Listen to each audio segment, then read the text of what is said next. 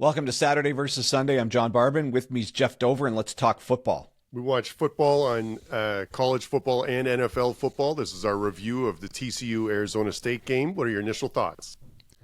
As long as Sam Leavitt and Jordyn Tyson are on the field, that team can win every game.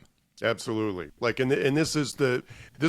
good to see that the feeling at the end of last year was that, Leavitt was coming back. Arizona State was going to be competitive, but it doesn't always work out like that. Like sometimes people aren't as good the next year, whatever reason, ups and downs. But it feels like he's right where he left off, and you don't want to give him a chance to win the game near the end. If you're the other team, but he's terrific. So I love Leavitt as quarterback, and he's super entertaining. So So TCU jumps all over him, and they're leading 17-0 with 6 minutes to go in the second quarter. That's a hard deficit to dig out of for just about any team. Mm-hmm. And then for the remainder of the game, ASU outscores them 27-7. Mm-hmm. But it wasn't like an avalanche. The momentum kept going back and forth. Mm-hmm. And I just have a note here saying every time it looked like ASU got the momentum back, TCU just took it right back from them. They would stop them they would force a turnover on downs, or they'd miss a field goal, or right when they tied it up, then they immediately answered with a touchdown. So it's not like all of a sudden it was an avalanche by ASU. TCU kept taking the momentum back. I know, and what was crazy about that, I felt the same way. The momentum shifts in this game, and because all the turnovers were huge, the interceptions were huge. And what was amazing is that the Arizona State outgained them 500 yards to 271. And it really didn't feel like that because, like you said, with the momentum shift, even in the third quarter, it still felt like TCU had it. It's just interesting. It's one of those examples, we've talked about this before in previous shows, that the box score doesn't always add up to how the game went. And this is one of those because it's just like you said, the momentum was really what defined this game. Yeah, and so on your point about the box score, yeah, that's a very deceiving box score. Without gaining a team that badly, you'd expect a 2 or 3 score, kind of almost I don't want to say a coasting win, but you'd expect with being that far ahead on yards, you'd expect them to have kind of been in control of the game. But yeah, not only that, it's 500 yards to 271. You expect them to be in full control, and they're winning the turnover battle. So that's something that usually can tighten it up. But as the TCU had 3 turnovers, Arizona State had 1. And they outrushed them 209 yards to 12. Yeah, that was the big difference in the yardage. They passed for almost similar yardage, but they ran the ball way better than TCU. 12. Yeah. 12 yards. And that's because all of the sacks on Hoover counted from negative 38 yards. But, the rest, Battle and Payne went for 50 total yards. I mean, that's just not going to get it done. No. And even with that, they were leading. Again, ASU didn't take the lead until a minute 14 in the game. So this game was there for TCU to win. They just, 7-point lead going in the fourth quarter. Yeah. Arizona made the plays when they had to. And so I don't even know where to go here. So, Prince Dorba. Oh my goodness. God. 4 TFLs, 3 sacks. In the fourth quarter, this ASU defensive line essentially just took the game over on that side of the ball.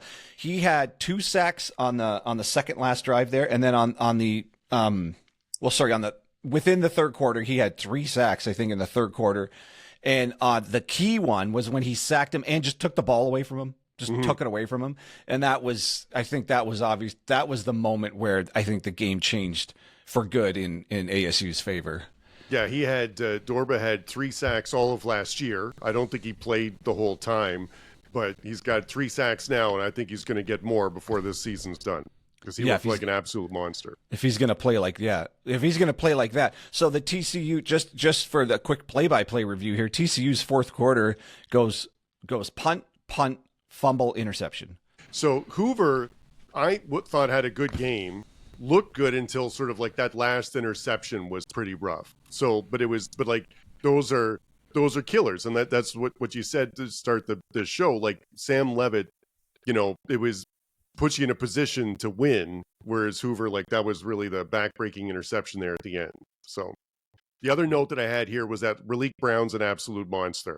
Like, so for 21 carries for 134 yards and 9 receptions for 50 yards, it's unbelievable. So they have a lot of weapons running the ball, throwing the ball, and the defense plays like that. They're going to be in, they've got, I don't want to say a stranglehold on the Big 12 because anything can happen in the Big 12. This is going to go down to the last couple of weeks of the season for sure.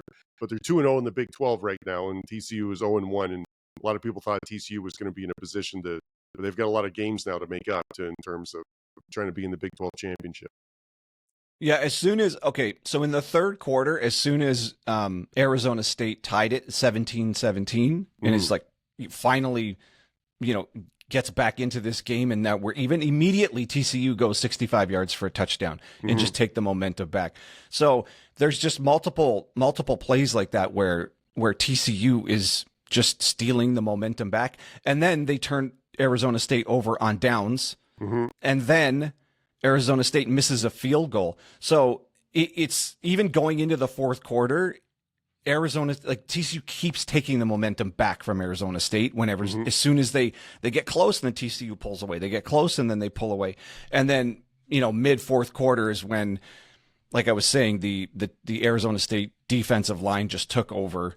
Prince Dorba took over, and then Leavitt goes for that like crazy scramble, and then also the pass to Jordyn Tyson. So it's just, you've got like I said off the top, you have what I think are the two best players on the field on Arizona State, and if they're there, you're going to have a chance. If you have a really good mobile, shifty quarterback, that's such an advantage now because defenders are really tentative to hitting the quarterback because you can get a major penalty for that. So you're sort of running up to stop them, but you can't really tackle them because if you do, it's likely going to be a penalty. So the advantage really is in the quarterback's hands in terms of running.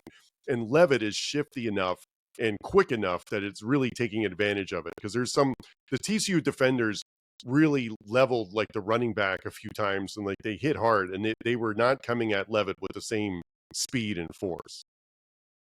And okay, so one notable thing here, and I haven't seen any reports on it yet, but the absence of the TCU's best receiver, he just wasn't there all game long. So and he went off for Eric McAllister went off for 250 yards last game and didn't even catch a pass. So maybe he must have been injured or something. I mean, Dwyer got a few. I mean, that's the other top receiver, I guess. But Manjack, he went for 83 yards. Yeah, great name. Throwback, no gloves, all that. Yeah. So, I mean, they spread the ball around here. It looks like 8 different people caught a pass, but their number one receiver wasn't there. So who knows? This game could have looked completely different if McAllister was there, especially given how well he's played. So I think we're going to find out something's up with him. The broadcast didn't say anything, and I haven't seen anything in any articles yet. No, not yet. Yeah, I mean, passing the ball wasn't the problem, as you talked about earlier. Like running the ball was the problem for TCU. So, the other note I had here is that this was a great uniform game. So the all blacks with the pitchforks and the helmet is awesome for ASU. The whites at TCU is an awesome uniform. So it was good to look at. Dover, I think it's called a trident. Yes, pitchfork, whatever. Yeah, same. Well, we'll agree to disagree. The TCU uniforms looked awesome too. Yeah, no, I agree. It was. I mean, the Big 12 just delivers. Yeah, really, that was it, right? That was the first line I had in this game. It's like I love watching these games as a college football fan. They're always great, and it's not that they're two teams. It's not a track meet. Like there's good defense. It was there was one team had 4 sacks, the other one had 6. Like it was an interceptions. Like it's good defense. It's good defense, good offense. It's open football. Like it's not, 3 runs in a cloud of dust or something. But like they're so entertaining. And like you said, the momentum thing is really what, as a fan, it's seeing it go one way versus another. Those are really entertaining games. Yeah, like you said, the box score totally betrays what the game looked like. It never felt like Arizona State. Well, again, they didn't lead the game till a minute left in the game. Yeah. And every time they tied, TCU immediately answered to take the momentum back. So it was just a weird kind of the game and the box score don't really add up. But I guess if you want to take one stat out of that box score, and it's almost a universal, if you're going to run for 10 yards, yeah, it doesn't matter that you lead your front run the game the whole game. At some point that's going to catch up with you. Yeah. And it caught up with them in the fourth quarter. It did. You're exactly right. That's an excellent point, because it caught up. He had the interception and the fumble, because at that point, when you become one-dimensional and they know they don't have to worry about running the ball, then the defensive line can just pin their ears back, come after you, and that's what he did. He just sort of ran up to Hoover and took the ball from him, essentially, when he sacked him there at the end. So yeah, no, you're exactly right, and you have to establish the run. Otherwise, it's you can't maintain that for that long. No, and that's why they couldn't put ASU away. So in the fourth quarter, like I said, TCU goes punt, fumble, interception.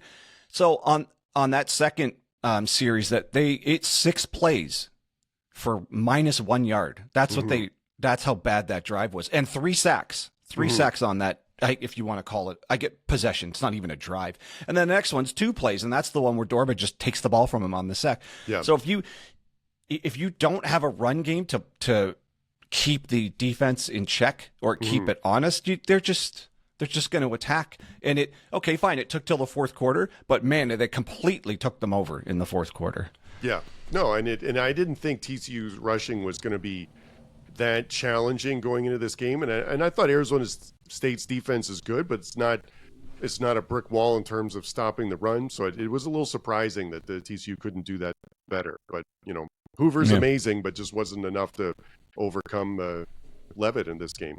Yeah. All right. Well, what can we say about both teams? I think they're both good. I mean, this game could have easily gone the other way. Yes, absolutely.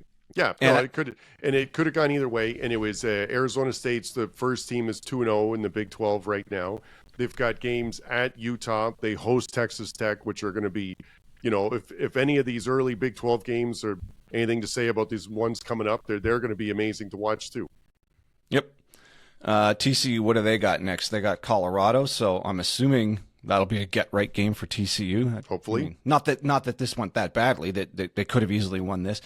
I think they'll have the edge over Kansas State for sure, given the disappointment of a season of Kansas State. And then the Baylor games, that's just going to be a banger. Crazy. Yeah, always crazy. So,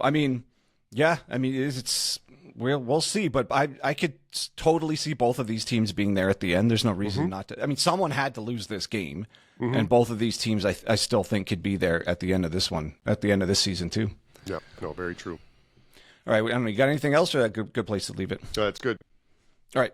And if you're still with us, we appreciate you checking out the channel. We know it's very small. We just started it last year, so we appreciate you taking the time to watch. And if you do like what we got going on, we'd appreciate a like and a subscribe. It would really help us grow the channel. All right, so for Jeff Dover, I'm John Barban, and that's your Saturday versus Sunday podcast.